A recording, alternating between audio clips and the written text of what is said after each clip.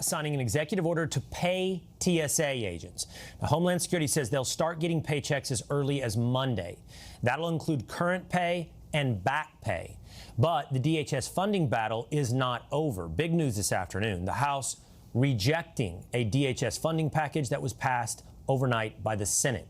Speaker Mike Johnson. All right, so ladies and gentlemen, we got a lot to break down with this one, so let's get into it, because you had a situation where Democrats were refusing to fully fund DHS, claiming they wanted reform, specifically targeting ICE. They were trying to force Republicans into making concessions that, let's be honest, were not going to happen because of how ridiculous they were, basically wanting to handicap ICE as a department from doing their job. And so President Trump steps in and essentially flips the pressure by signaling he'll use an executive order to make sure TSA workers get paid. And that will put Democrats in a tough spot, because now, if they continue to hold things up, it would look like they were the ones putting TSA workers in a bad position, like they were the reason people were missing flights, dealing with delays, and all the chaos at airports. In other words, it basically boxed them in. But then something happened in the cloak of night, when Republicans, basically Senate Republicans led by John Thune, ruined all of it.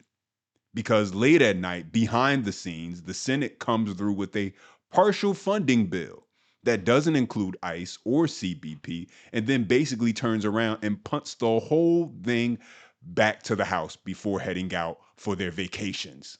And just like that, Democrats basically get an escape hatch. And now they're out here acting like they scored some kind of win, but when you really break it down, they did not actually get what they were pushing for in the first place. And so, as always, we got to break it all down. Don't forget, if you enjoy the content, smash that thumbs up button. That's the best way to let me know to stay locked in with the future videos. Subscribe to the channel and make sure you hit all for your notifications. That way YouTube never forgets to let you know when I drop. Let's get right into it.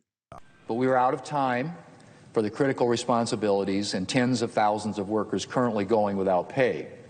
And since Democrats have made fiscal year 2026 the year they choose to repudiate one of their most basic responsibilities as members of Congress, to fund the government, this is what we have been reduced to. Democrats held firm in our opposition that Donald Trump's rogue and deadly militia should not get more funding without serious reforms, and we will continue to fight for those reforms. How you feeling? Resolved? What's that? Are you thinking everything's resolved, working out well? The House is going to do their job? Well, we'll see. We made some temporary headway, but we got a lot of work to do still. I just want to add, it is absolutely offensive to the people that we represent that the Senate would send over a bill that doesn't fund Border Patrol and the core components of ICE, particularly what the chairman's talking about with respect to stopping child trafficking. It's absurd. And the fact that they would expect us to take that up and pass it today as they leave town, I mean, could the Senate be any more lazy than to send to us a bill that doesn't do the job and then leave town? So we're going to stand up and say no to that. We're going to send back a bill that's responsible so that the American people can get behind us for wanting to secure the United States of America, defend the people, and do what we said we would do, and send it back over to the Senate. This could end and should end today. There is a bipartisan bill that has been sent over from the Senate that would reopen the non-controversial parts of the Department of Homeland Security, make sure TSA agents are paid, and end the chaos at airports throughout the nation. The bipartisan bill sent over by the Senate has been supported by every single Democrat and every single Republican as it made its way over to the House of Representatives. House Democrats are prepared to support the bill to end the Trump Republican shutdown of the Department of Homeland Security. So Democrats are pretending this is a win, even though they didn't get anything they wanted with the ICE reforms that they said they were demanding. All that happened was they created chaos for 40 plus days, right? In airports over what? 400 TSA workers quit. They inconvenienced travelers with unnecessarily long lines, and all for what? when it's time to go on vacation for 2 weeks, they say, oh, okay, we don't really need any of the reform. We made our point. Let's reopen and pay TSA now. That's all they did. And Democrats have no problem with tearing down this country if it means that they can pin it on the president. And you have RINO Republicans who let them do it. So I want to jump into the next clip with Byron Donalds. Check it out. Next case, Congressman Byron Donalds, Republican from Florida, joins me now. Sir, the House votes on funding DHS today. Are they going to be, the Republicans, are they going to be on board on a deal that does not fully fund ICE? I'm not voting for that. Stu, let's be very clear. I got to correct your reporter.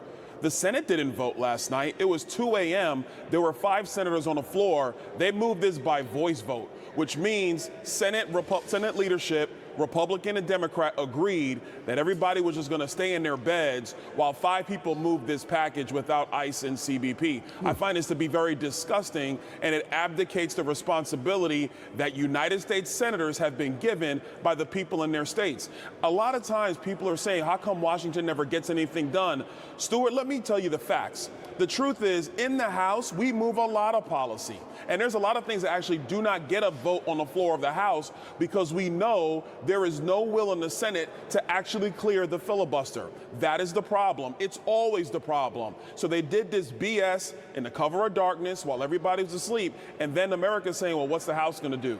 My position is fund all of Homeland Security, because the Democrats realized they overplayed their hand, because now they have long lines in most airports in America because they want to play politics because they hate Donald Trump. That's what's really going on. Number 2, here's the real truth, America. ICE is funded through 2029 because we funded it through budget reconciliation last year. So we've been dealing with these games, Democratic political games, and Senate Republican leadership let them off the hook by doing a voice vote at 2 a.m.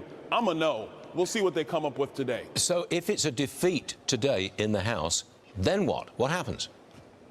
The Senate needs to get back on the plane and come back. You can't just you can't move a voice vote at 2 a.m. Every senator goes on their long vacation so they can do their codels, their fundraisers, or whatever they got going on, and then just say, we did our job, we're leaving. No, you didn't. You didn't do your job. They have a responsibility to fund the Department of Homeland Security. They did a partial funding. And let's be very clear, the Democrats, it's not just TSA. It has been Coast Guard. It has been customs agents. Things that protect the homeland, they refused to do it, and in the cover of darkness, they ran away. That's what's wrong with this town. That's why people are frustrated with Washington, D.C. And most of our problems on Capitol Hill are found in the United States Senate. Yeah, and so Byron Donalds, I agree with him. A lot of games played in Washington. It's a problem when two sides have been going back and forth for, over 40 days. And then as soon as it's time to go on vacation and start kissing up to the donors, everyone's kumbaya. Suddenly it's like, well, we'll concede this. And we don't really need that. Just so they can skip town and get away with not being held accountable for what they already allowed to happen, like not paying TSA workers and not funding DHS. I think this is an important quote that everybody should listen to right now. This is Hakeem Jeffries, and I quote, "We are here today to do a single job, and that should be to fund fully the Department of Homeland Security. Anything else is an abdication of our responsibility. Anything else is an act of legislative malpractice. We're playing political games at a time when the safety and the security of the American people is being threatened." Close quote. That's Hakeem Jeffries, Madam Speaker. Unfortunately, that was Hakeem Jeffries from February of 2015. What happened to that Hakeem Jeffries? And so you heard that. And now let's go ahead and get into this next part, ladies and gentlemen, because this is massive. This is absolutely insane what the Senate did by kicking it back to the House and then skipping town, which was not received well at all. And so you have Mike Johnson, who was clearly frustrated with good reason with what happened, ladies and gentlemen. And so let's get into this because this is massive. This is absolutely insane. So let's jump into this. Take a be that every Senate Republican read the language of this bill, and I'm going to just read you one excerpt of it because it's pretty alarming, and it says everything that you need to know in Section 4. This is on page 2 of the bill. This is an actual copy of the bill. That excerpt. It says, quote, The contents printed under the headings of this bill, U.S. Immigration and Customs Enforcement and Border Security Operations, under the heading of U.S. Customs and Border Patrol and Protection, shall have no force or effect for purposes of this Act, and amounts specified in the final bill under the subheading Border Security Operations and under the heading U.S. Customs and Border Protection and under the headings of U.S. Immigration and Customs Enforcement in the Department of Homeland Security shall be zero. The employees in the Department of Homeland Security have gone without funding and without paychecks for 42 days. It's the second longest shutdown in U.S. history, bested only by the longest shutdown in U.S. history that these same radical Democrats hoisted upon the government in the fall of last year. 42 days they've gone without pay. We've had, by some estimates, close to 500 TSA agents who have resigned from their jobs, and who could blame them? They've gone half the fiscal year without a regular paycheck. We can't ask that of anyone. And the lines around the airlines and at the airports have been wrapped around the buildings because of all this turmoil. We are very grateful to have a strong commander-in-chief in the White House who has taken real leadership.